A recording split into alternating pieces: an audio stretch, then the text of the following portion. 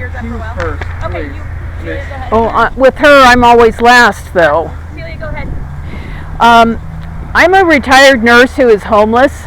I live in that blue minivan right there. If I park by your house, it's known as the suspicious blue minivan.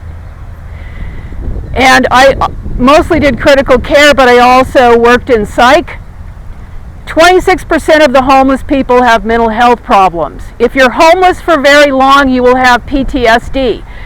This propaganda that the homeless people are all mentally ill is not true. It's also not true that the homeless people are all on drugs and alcohol. That is just unbelievable. I consider that to be a smear campaign, okay? Makes me extremely angry to hear that. The reason people are homeless is because they don't have a home. There are people on heroin who live in homes. There are people who are alcoholics who live in homes. If there were homes, people would rent. If there were places, affordable places to rent, people would be renting them and living there. But the ones that are available, I found out by living in an apartment here, are not safe. There's organized harassment and stalking that goes on. There's a huge drug ring here, and the behavior is unbelievable of some of the people in Idaho. I have to say that.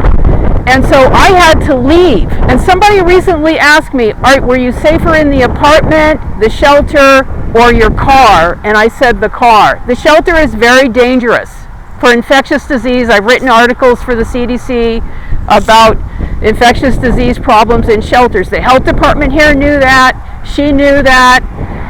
And they didn't do anything about that problem. I almost died the first year I was in the Interfaith Sanctuary. I have immune system problems. And there's a problem with the places where we park. There's organized harassment being done by contractors through the, like Shoreline Development is hiring contractors to harass people. And the police department harasses. By the way, I have video evidence of all of this. And so if they wanted housing, the time to start building the housing would have been like 2 decades ago, not now, all of a sudden. Did you notice them mentioning anything about elderly and disabled people? No. And they say it's going to take 5 years to put all the families in housing. A lot of us will be dead by then, you know. It's unbelievable. I have had the window bashed out of the back of my car while I was sleeping in it. The police were extremely inappropriate to me. I recently had a guy kick my car. It was the first time anybody was ever charged with the violence against me by the police department. The reason it happened, there was a witness. Because if I just call and tell them that, they just gaslight me, or they don't even call me back. So it's very dangerous out there, but it's safer than in the apartment that I was in. It's safer than in the shelter that I was in. And I'm going to let other people talk.